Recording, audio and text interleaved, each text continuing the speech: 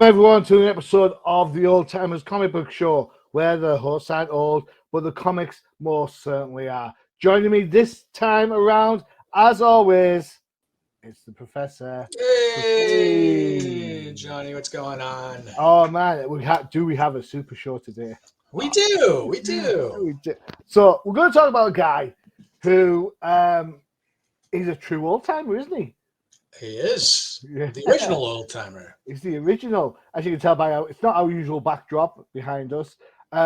We are celebrating the 85th anniversary of the big blue boy scout himself, none other than Superman.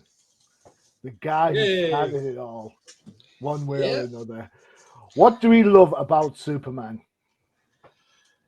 Superman is my childhood. Just remember watching. Like, my first introduction was The Adventures of Superman, black and white TV show. It used to be on, either when I got home from school or in the morning or whenever it was on the 3 channels that we had back then. Is this the George Reeves show? Yeah, of course, yes. Of course. Sorry, all right, easy. And I remember that even before we got the Christopher Reeve Superman in the 70s in the theaters, which changed the game to massively. Yeah, and so I remember sporadically reading Superman here and there from some Silver Age comics. Always seemed, definitely aimed at the kids, as DC was back then. Really, we'll look at one of them today. Very cheesy. Wait, is that one of my choices? I think that's one of my choices. Oh, yes, of course. But going back as an adult and going back and reading a lot of the Golden Age stuff, I can see the appeal from the early late 30s, early 40s, and how no one had ever really seen anything like Superman before. And he really he brought superheroes into the forefront along with Superman and Batman. So, well, yeah. So if Superman's 85, that means good old Batman, or point is he's a young whippersnapper, and then he's 84. So 80, yeah, we'll be singing Happy Birthday for Batman next year. Yeah, probably next a year on September, some stuff like that. All right, so Superman. We can't talk about Superman without talking about Siegel and Schuster. All right, so of course, for anybody who knows anything about comic books, we always seem to get hooked on the whole Stan Lee, Jack Kirby dynamic. But there was one, Siegel and Schuster went through all that crap decades before, to an extent, right? Well, I think that with back then, Lee and Kirby, that's 30 years later, right? And Siegel and Schuster, kids in their, parents' houses trying to come up with the next big thing. And of course they didn't know it was going to be the next big thing. They thought it was just something to see if they could get a couple of bucks on, which, in the grand scheme of things, that's all they really got was a couple of bucks, because they sold the property to DC. Now, of course, we know the years and decades of court cases that have come through to try to see if they, the Siegel and Schuster families get a little kickback from everything now. Yeah, a bit of cheddar cheese. Oh, yeah. Well, so we've got to remember that back then litigation was different to as it is now. Copyright was different to how it is now. Oh, yeah, and I sometimes feel sorry for the creators of back then, but I don't feel that sorry about it, because that was the world that we're living in. There's no way you can't go back and say work for hire. We want retribution because this happened back when. Well, you can't do that. There's no statute of limitations on selling the property, and that's essentially what they did. They sold their rights, and DC, from my understanding, probably settled more out of the PR element than they did for any actual real legality issues. Yeah, I mean, DC was not wrong, but I mean, ethically maybe they were wrong, but in order they were willing to buy something that Siegel and Schuster were willing to sell. And, you can't go back. Well, I mean, you can, obviously now you can go back and say that was a bad deal. But, I mean, we all know Siegel and Schuster both died penniless, right? So, Right.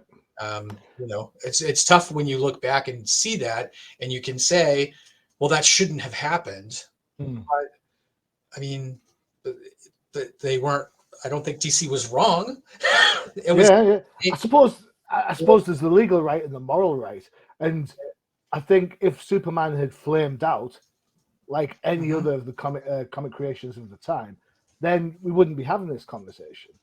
Right. But Yeah. Superman was up and away like everything. Like he took the stratosphere, as you said, the George Reeves show. He had the radio show, which probably added more to the mythos of Superman than the actual comic did at the time. Yeah. Various elements thereafter. You had the Christopher Reeves movies. You've had Superboy TV shows, Smallville. Yeah. It's a constant reinvention. He might not get the same kudos or the same love as Batman gets, but to be fair, Superman's equally as malleable as Batman is. Oh yeah. There's something to be said about the difference between Superman and Batman, right? Like Batman is the person that you think you could be, and Superman is the kind of person you wish you could be. I was asked back a while ago which superhero are you like, not who do you like, and of course you want to be Batman. Everyone, because Batman's a cool one, right? And everyone's like, well, actually, Johnny, you're more like Superman because you always do the right thing, and that's kind of your thing. And I was like, God damn it! And then, so I'm all right with that, actually. I'll take that. I don't know if I actually wholeheartedly agree with it, like, but never mind. I always liked Superman because Superman could fix anything.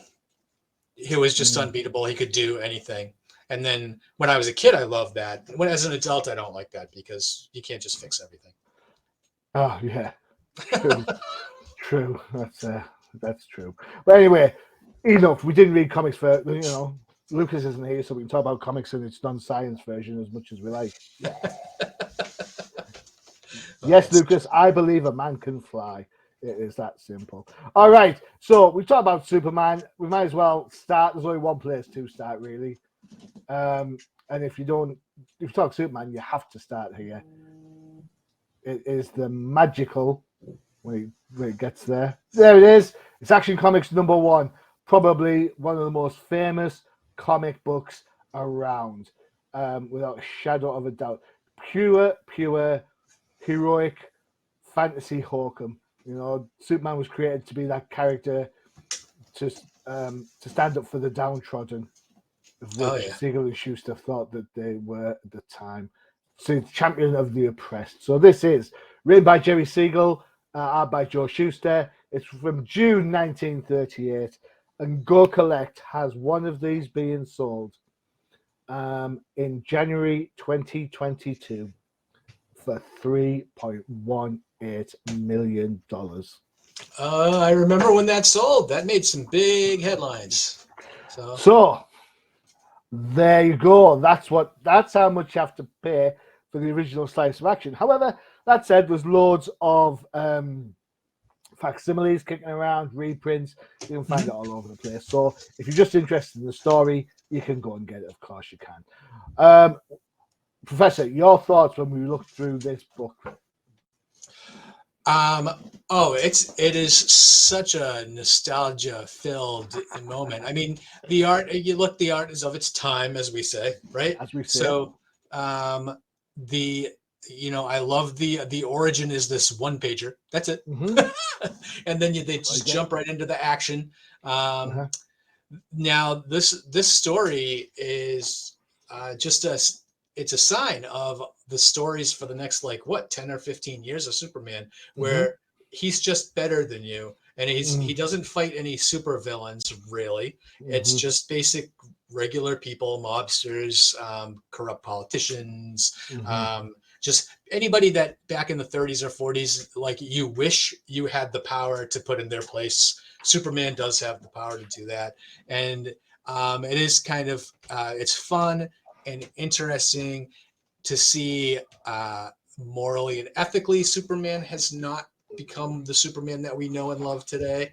Yeah. You see him, of course, he's running away in the second panel from a woman that he's left tied up, which we never really find out about. Gotta love those 30s. Gotta love those 30s. Oh yeah, she's the murderess. She's the one that killed the person. That right. The real killer. Yes, he leaves a note saying something like, "The real killer is in your garden." And I don't think they're talking about the gnomes, but still.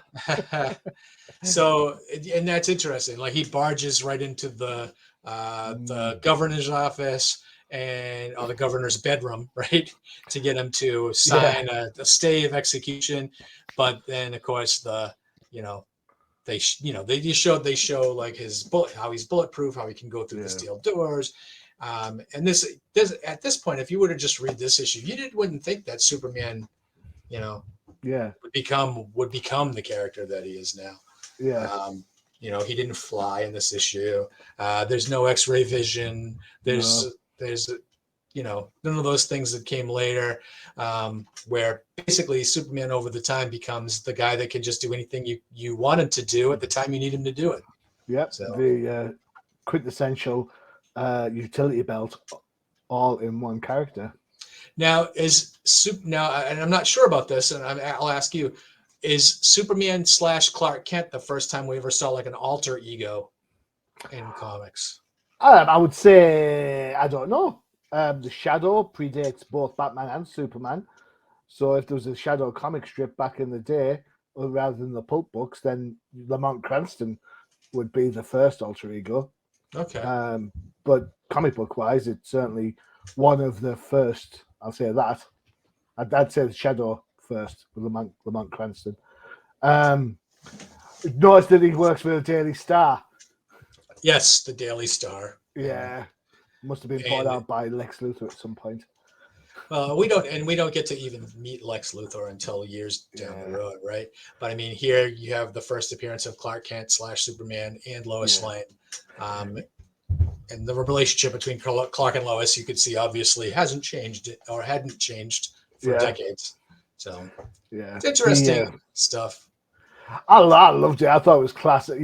You said it's of its time, the art. But even you're not fighting a woman now, he shouts as he sexist much.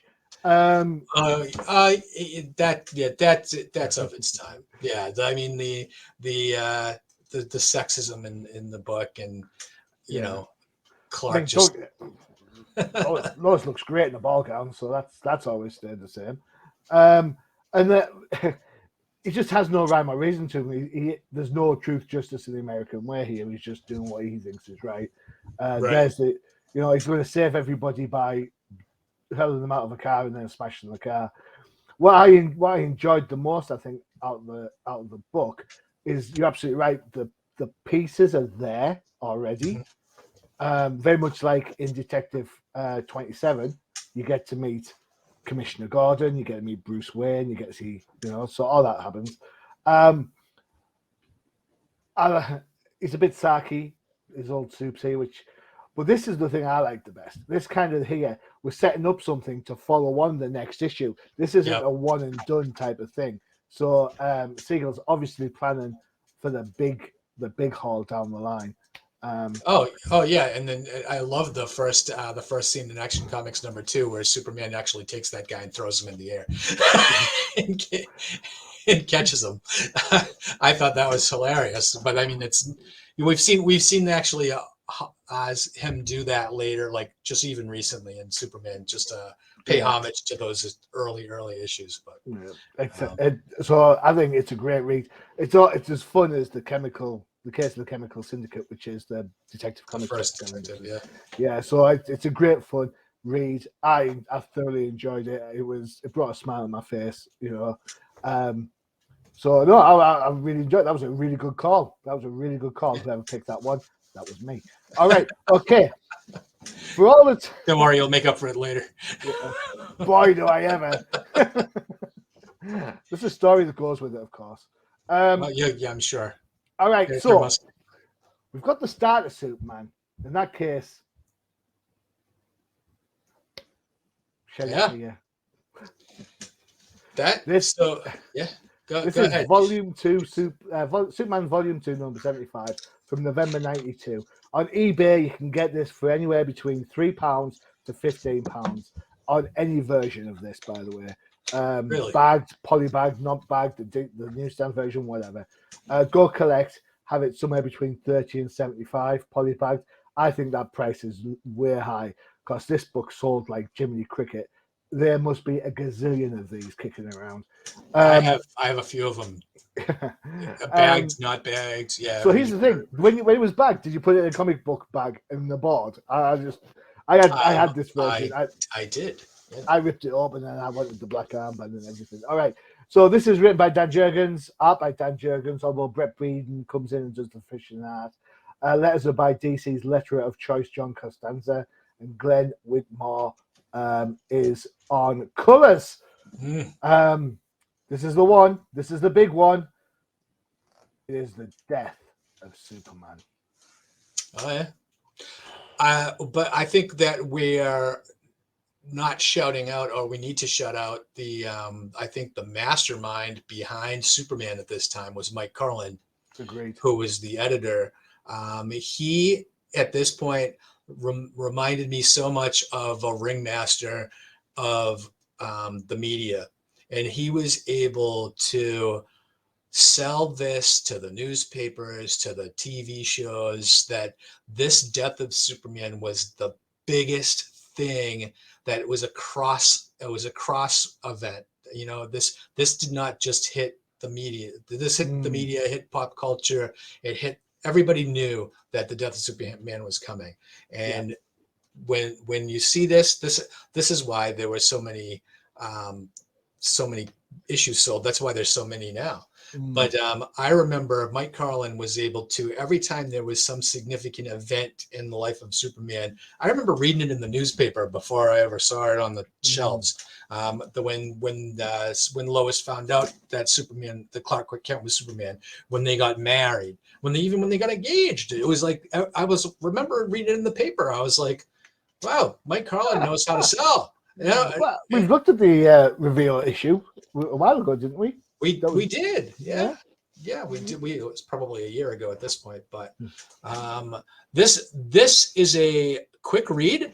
Every single page of this is a splash page. It's the big battle issue with Superman versus Doomsday. Goes by fairly quick. Take you 3 minutes to read it. Not a lot of plot. There's a reason to that, though, isn't there? So because this is the culmination of a number of parts. Yes. And it starts off in all the Superman books, and crosses over into Justice League, and it starts off with the main story. And as Doomsday becomes more, you hear the boom, boom. He's knocking on the boom, and then the next issue is traipsing around America, killing deers and all sorts of stuff. As the story progresses, the panels per page shrink. And so that way it builds to, if you get like the trade, you'll see it as a climax to the story. That's kind of what they're going for. They're kind of looking for that really big, explosive, seismic moment. All the setups already being done by this point. Oh yeah. This is round 12. Or if you like UFC, it's round 5 of the championship round. You know. I think some of the characters suffer for the size, for example. That is an truly awful Lois Lane. I'm not a big fan of the 90s shades look. But there are some, that's a great panel. Love that. Yeah. Love that. Their last kiss. Yeah. I read this morning before we did the show. And I remember being quite upset about it at the time. The ludicrous Superman fight scene there, getting his head pummeled into the pavement. I remember like thinking, oh, it's really quite sad, and then I thought nothing more of it, because we all know he comes back. Right. And you knew when you read this he was going to come back. So, but isn't it sometimes with comics, you know that they're going to come back, or you do now. When Jean Grey died in X-Men, we thought that was it, the end. It's Jean Grey's fault. If Jean Grey stayed dead, everybody else would have stayed dead. No, because you think that they would have killed Superman off, and you would have been like, "Oh, that's the end of Superman. I guess we're gonna." Well, I mean, don't forget, Detective Comics has been on the cusp of cancellation more than once, and that's the company's named after Detective Comics. So, yeah. I mean, I guess even today we're worried about whether or not they're going to cease publication of the comics, right? Yeah, exactly. So, big fight. He takes it on the chin more than once. You see he's really hurting, and then you kind of get into it, and you kind of forget what's happening. It's just, he's going to win. He's fine because he's Superman. They get the final blows in, and then as it happens, the text, as you read through these final pages, it's like someone who would call him husband, someone who would be his pal, someone who'd be his parents. Yeah. And someone who'd be his friends. And then the moment where it happens and he passes. I was like, I had a tear in my eye reading it this morning. And it's been like, I don't know how long. This is probably Dan Jurgens' best writing by far. And it's a minimalist too. It's really kind of just the story beats. That's it. No excessive dialogue. He lets the art speak for itself, and it's just there's more in looking at the panel than there is on the page. You can see the emotion on it. You can see the flag on the flag, the cape. Cape on, So to me, that's the visual. To me, that's the those are the moments, and of course this was the picture that was published in the newspapers before the book came out. That panel right there, and I just thought it was amazing, an amazing example of storytelling, an amazing example of marketing. This brought so many eyes back to Superman, back to DC Comics. They didn't let it lie. There was a series after that, Funeral for a Friend, then World Without Superman, then the reign of the Superman came in, and everything kind of happened from that point of view. I think, without a shadow of a doubt, Dan Jurgens should be considered one of the best Superman writers of all time. Oh, I agree.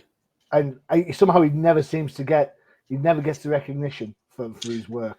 So, Dan, this is the Ol'Timers saying, you rock, sir. Absolutely. Well, and that's where when I say Mike Carlin all the time, and Mike Carlin's responsible for hiring these guys for the books, and I thought this era of Superman had the best collective creative teams in comics at the time. So you had Dan Jurgens. I mean, I can't even remember who else was in the creative. Roger Stern was we'll around. Talk about it in a bit. Yep, and there's I think the Kessels, Louise Simonson was around. Yeah, she was on there. Bogdanov was on there for a while. I think Superman. I think Death Superman brought Superman a lot more kudos, and it's funny. It's funny where there's a line in a Justice League cartoon. Or is it a comic book? And Batman says to him at one point, "You did more good dead than you did alive," and I think that rings a bit true because you don't realize how odd the comic book world is without Superman. Yeah. It's like Marvel without Captain America. It just wouldn't be the same. So, and now you've got two of the damn things running around. All right, time for a break before we go into our last two books. One of which is an absolute peach. A peach. Well, I picked it, so you know how dodgy that's going to be. Why is there no Superman toys in the Toyverse? I have no idea. That's a crisis. There's plenty of them.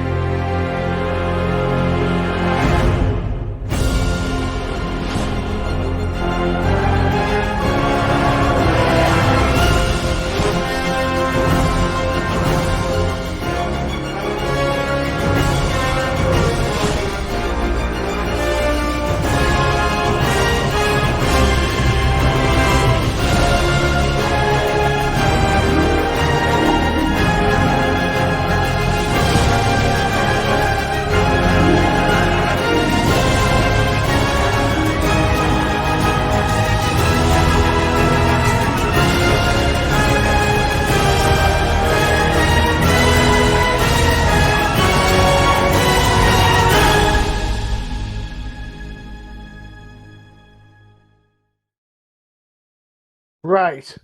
Hey. I'm trying to think. You know what? I'm having a look at my figures because everyone knows I think I've got 2 Superman figures. I've got one of the McFarlane ones, the animated series in the black suit, the Kryptonian suit, and I've got the Dark Knight Returns figure set, and there's a Superman in there. I have a Superman. Let me show him to you. Hold on a second. Go on, go get Superman.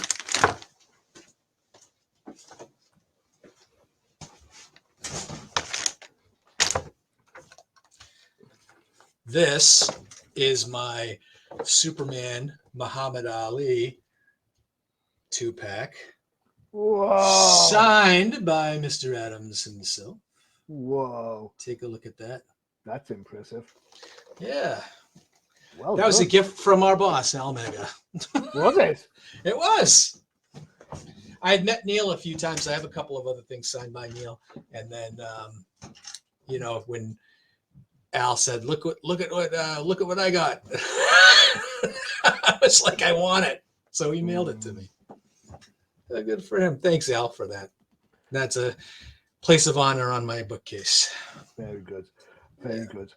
All right. So the next book is my choice. It's a peach. When I say it's a peach, I mean it's absolutely horrendous. It's not horrendous. It's super. But I'll tell you the story behind it. Oh, please. There's got to be a story because there's a story. Back in the day, back in the 70s, early 80s, my uncle Tony would send me for my birthday or for Christmas. He'd send these hardback annuals, and you get like Marvel ones or DC ones or whatever. Invariably, they would have reprints of stories in, right? And when we thought about doing the Superman show, I was kind of racking my brains. I was like, so I went, well, we've done a load of Superman comics. I picked the Superman Batgirl one, Superman Adam Strange. You picked the wife beating story. You picked the one where he reveals his identity.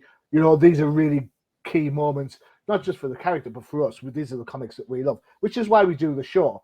It's why people take the mickey out of me picking DC Comics Presents. It's fine. I'll take the heat. Well, anyhow, in this one particular annual, there was a Solomon Grundy story, and then there was this story. All right. And when I looked for Solomon Grundy Superman, I was like, there's loads of them. I can't even think about that. But I remember the villains of this piece. So I was able to search and find out what issue it was. And it was this little beauty. This is classic 70s Superman. This is Superman Volume 1, number 303. It is written by Jerry Conway, art by, at the time, the Superman artist Kurt Swan. Nobody drew Superman like Kurt Swan. Mm-hmm. And inker was Bob Oskner. No letter was given, so I'm really sorry about that. I remember thinking back in the day that this story was pretty damn good. I didn't buy Superman comics back then, but when I got the annuals, this was one of my favorite. It's Superman doing what Superman does in the 70s, being super. That's it. Although there are a nice little couple of twists and things that I quite enjoyed. It is 70s kitsch, left, right, and center. There's a villain attacking. Automatically, it's Pearl Harbor. I asked my dad what's Pearl Harbor all about. So there's a history lesson. Thanks, Jerry. There we go. And then lo and behold, Supes gets electrocuted. Then the other android rocks up. Oh no, Sparky was lightning. This dude's thunder. And he gets whooped around the planet like that. Boom. Yeah, and manages to come back. On the way back, solves the hurricane problem, as you do. I remember thinking this panel at the top was pretty cool. All the things that Superman does to save things. And then, of course, he gets some bad PR because he's too busy saving everybody else. I love the whole Steve Lombard in the elevator gag. I think that worked really well. What can I say? I was a kid when I read this. I loved it. Yeah. And then, oh no, Lightning, you failed. You've been sort yourself out, or else you're going to get it. You're going to get it really. So anyhow, there's another attack comes on. Another lesson. I had to ask my mum what beef bourguignon was. Oh, well, because I had no idea. Did she make it? Did she make it for you? God no. Um, and then, of course, Lois and Clark are dating. When did that happen? Is this when they started dating and then they carried on through until they finally got engaged? I don't know. Oh well, if you're reading the book, he asked her out on a date, and he expected her to say no, and she said yes, Yeah. and then he was like, oh well, geez, I'm screwed. But then Yeah. he arranges her to get drenched by the puddle so that he could get out of the date. Yeah. Wet Yeah. t-shirt contest all around. Some more getting hit and then doing. I love these panels here where they show like motion in like the faded out color. That's such a 70s thing, isn't it? Oh yeah, of course, yes. And I love that Spider-Man used to do that. I used to love it when Spider-Man did it. Oh, in the Flash, yeah, Carmine did it in the Flash first. Yeah, Yeah. I like to see how Spider-Man gets from there to there and bounces all over the place. It's cool. Same pair, Superman picture from before. Chunky Superman works out that the same android, same person, managed to stop a shockwave by hitting another shockwave. I feel sorry for Lightning there. Who works out what's going on. It turns out he's an artificial man. And would you, Yeah. if you were to make an artificial man, go back to that page, would you make an artificial man that looked like Telly Savalas? Kojak? Who loves you, baby? And then, of course, you have the date again. You know what? For 70s Superman, this is what you got. All right? And I'm not wholly convinced that you think this is a bad book. I think this is a great book. It is what it is. It's 70s Superman. What more do you want?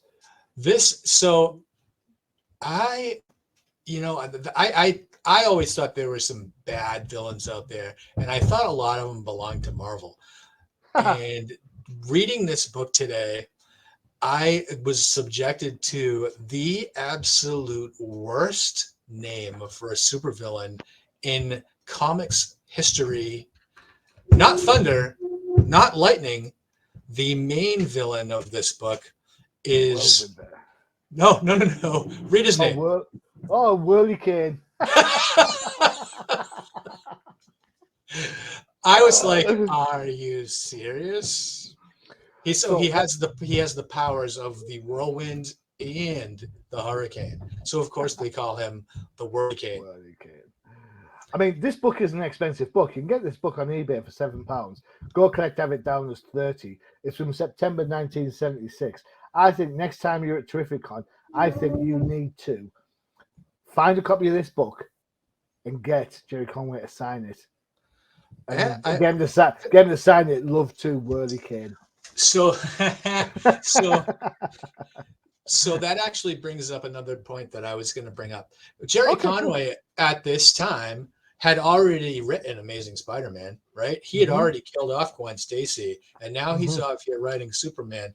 And the difference between his writing style on Spider-Man and his writing style on Superman, night and day. Am I right? I mean, great. It's just, I think this kind of shines a light on how you write comics at DC versus how you write them at Marvel, where Marvel is all about character drama, and here it feels like it's just fun comics aimed at preteen kids, right? I think at this point, Marvel was aimed at a more a more educated reader. Harsh. I think Marvel had its shticks just the same as. Oh, I think so, but I think that they were. I think where Marvel, I think, aimed their comics slightly higher age. Maybe high school, college kids. You think? I do. Yeah. So you think Superman as a character is kids only? I think primarily cut your teeth on Superman and Batman at this point in time before you grow up and mature into Marvel Comics, and then of course you get out of superheroes altogether, and if you stay in comics, you're doing the underground independent stuff. Yeah. Well, what's that say about us? We never grew up. Fair enough. Yeah, fair enough. I'll take that. So you're not a fan of 70s Superman, not a fan of Kurt Swan. No, I love Kurt Swan. Kurt Swan's Superman reminds me of those ads you read in the All comics where he gets the sand kicked in his face, the beach body. That's what Superman Kurt Swan was that bulk, that wide chested, not really well defined, like later on where John Byrne would draw Supes like Arnold Schwarzenegger. Here actually he's not as barrel chested as he normally is here. He's kind of more defined, but earlier Kurt Swan was just I can't remember. There's an actual actor that was built like that he modeled, Kurt Swan modeled Superman on. I can't remember what the name of the guy is, but maybe I'll come back later with it. Really? I have to say that there are other villains that are equally as bad as Whirlicane in Superman. I'm just trying to find. Right, here we go. Check this guy out. I don't know if you guys had this stateside, but this 70s, 80s, this pretty much was what was kicking around schools. Let me just see if I can find it. This is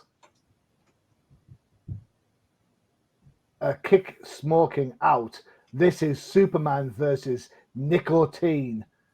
There you go. Oh my goodness. That's what we had. That's what we had back in the day. And there was a whole animated advert where Superman gets the cigarettes and crushes them like that. And they use X-ray. There's a poster you'd see his X-ray vision, seeing all people's lungs all clotted up and everything. Yeah. So there you go. Who did the artwork for that one? Is that not Kurt Swan? It might be. Yeah, it looks like Kurt Swan. Yeah. So that's funny. So Superman is a PSA. There you go. What more do you want? That's it. No, that's hilarious. That's hilarious. We could do a show all about the Superman on the marketing side of things. Well, on superheroes generally speaking, to be honest, I mean, Spidey's not against selling a few things.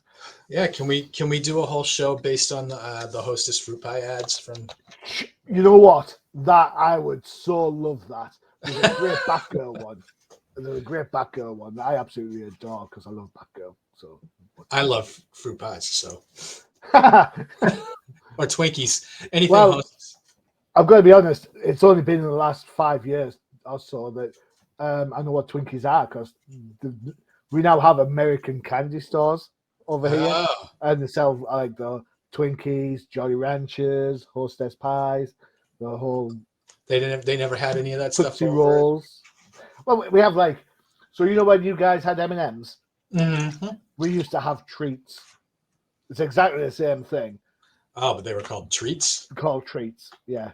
And do you guys have Starbursts? Yes. Yeah, they were opal fruits over here. And do you have Snickers bars? Yes. They were called marathons over here. Oh, we have marathon bars over here, but they're not Snickers. Oh, there you go. Oh, crazy. We should have a pod on different languages. That's cool. Right, our final book. Again, it's one of my choices on this one. I have been a little bit dictatorial on this one, and there's a story to this one as well.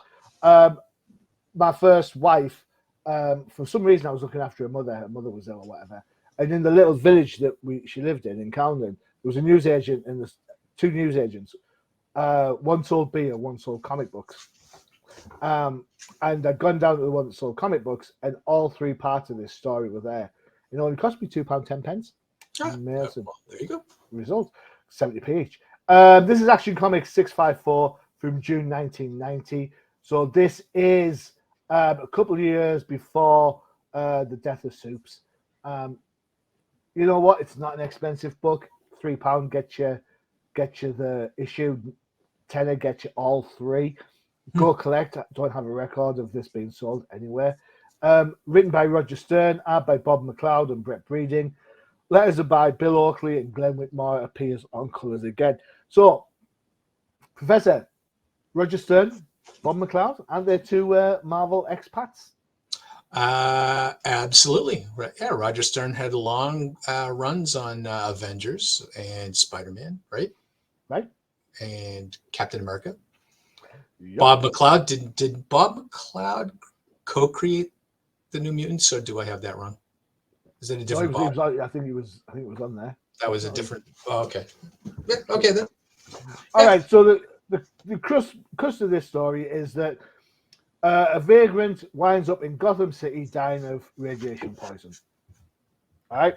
Batman's wondering what the hell's going on, and then sets off to Metropolis to investigate. All the while, in the main Superman book, there's this woman called Amanda who's putting two and two together and coming up with Clark Kent. All right. She gives the info to Lex. Lex doesn't believe it. She gets canned. In an effort to prove to the world that she's right, that she's not Deborah Whitman crazy, she confronts Clark, and then, unbeknownst to him, she ends up getting murdered. Her purse gets stolen with the keys.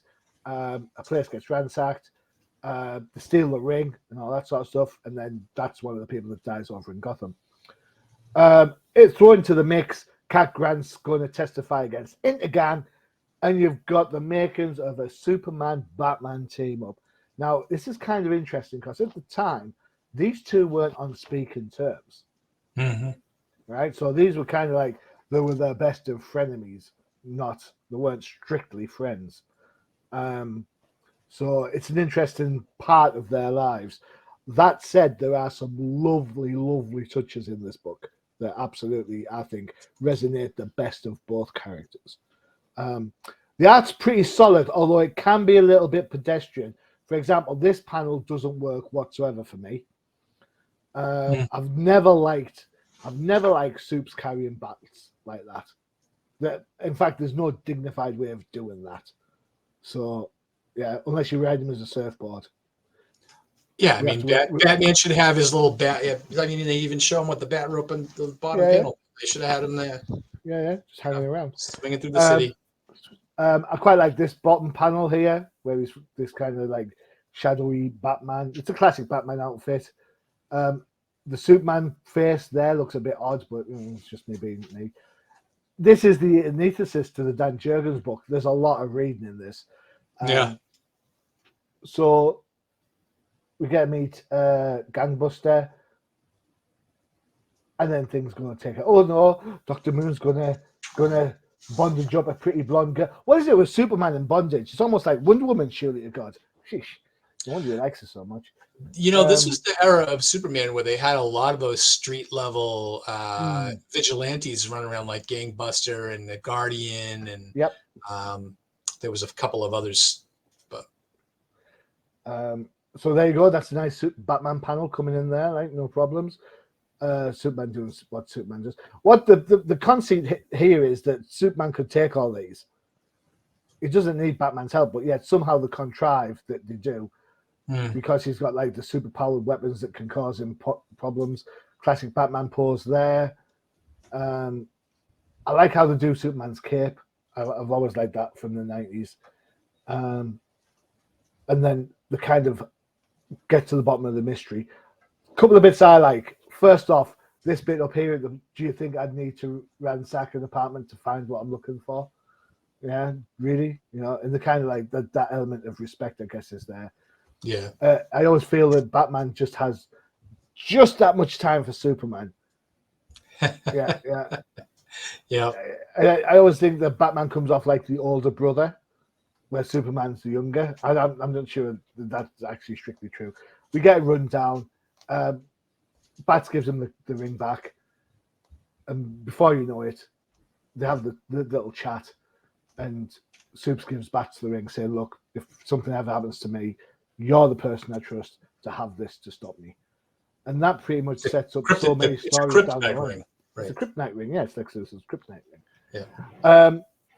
So all in all, there are cheesy elements to this.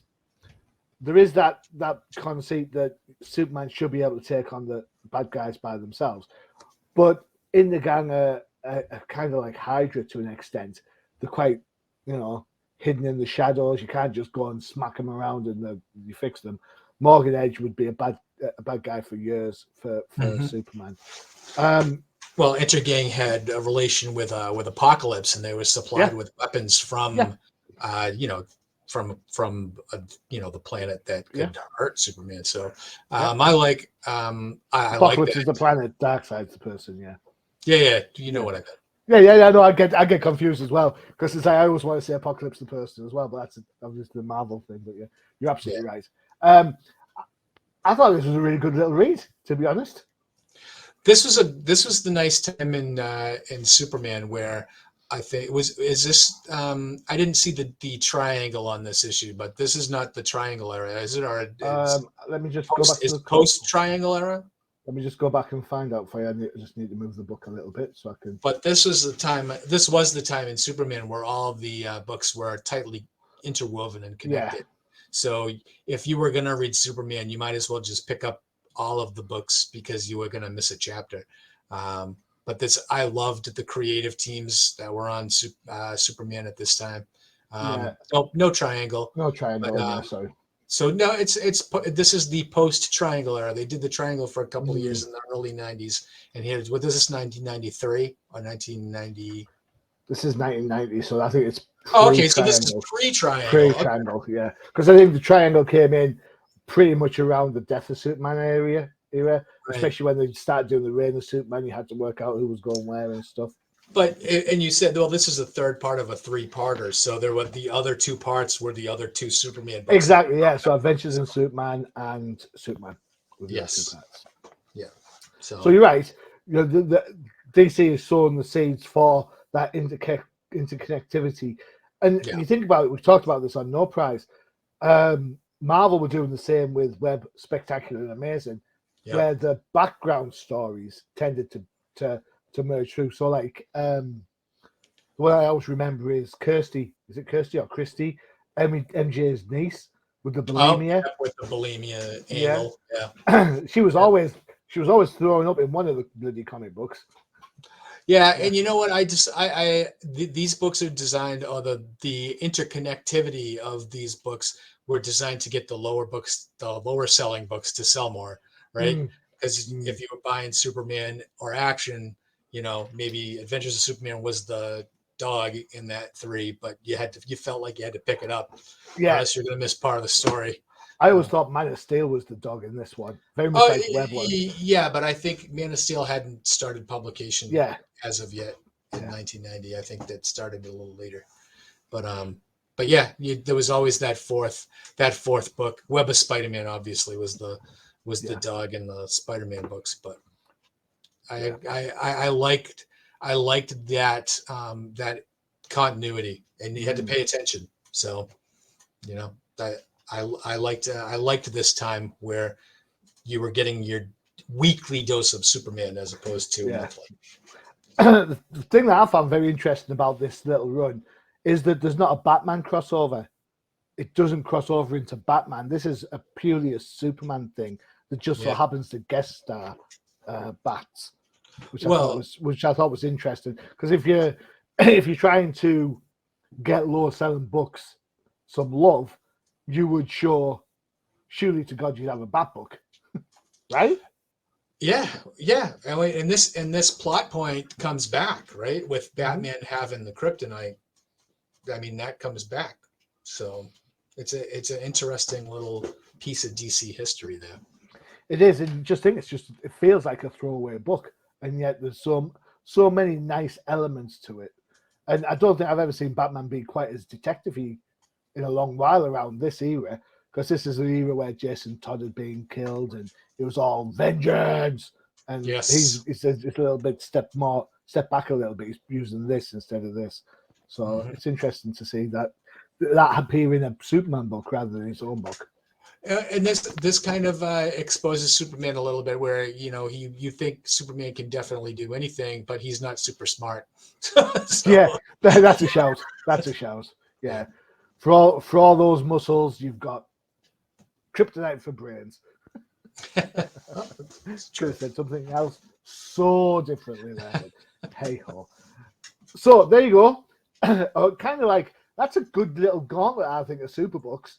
You know, you've got I like think we shine the light on every era or close to it. So yeah, I think Superman should be one of those characters that should endure regardless. I think DC, um, I think DC should put out Superman books no matter what the cost. That's what I think. I think Superman is a required reading for comic book fans, as you mentioned. Kids love Superman, you yeah, know, and then you migrate onto something else. So be it. But I read somewhere that DC makes more money on Wonder Woman merchandising than they do by selling the comic book. And the only reason to sell the comic book is so the merchandise continues. I can that's buy that. interesting. Yeah, I think Superman. Um, I think Superman is like sacrilege. I think there should always be a Superman book. I don't. It doesn't need to be 15 of the things, but there should always be every month. If you want to get your kid into superheroes and you want to get him to do the right thing and all that sort of stuff, there are two characters you would look to. Superman's one of them. Captain America's the other, and that's it. Everything else is just shades of grey from now after that. So, Superman, happy 85th. yeah, Yeah. 85. Senior citizen. 85. Yeah. Dude, no need to fly. You can get a bus pass now. Yeah. Yeah. Oh, UK people will get that. So 15 years. 15 years. And then it'll be 100. 15 years. That's Well, scary, we hope. that. I hope I'm around for that. But You will be. yeah, I remember. I remember being a younger reader and celebrating his 50th. So, you know, I remember getting a 50th anniversary Superman coloring book. I think I was probably I got it from my brother. So I think I was probably 15. Yeah. I remember one year when I was a kid. It would be early 80s, maybe late 70s, early 80s. And I don't know what was going on. I don't know, but I can't remember what was going on. But anyhow,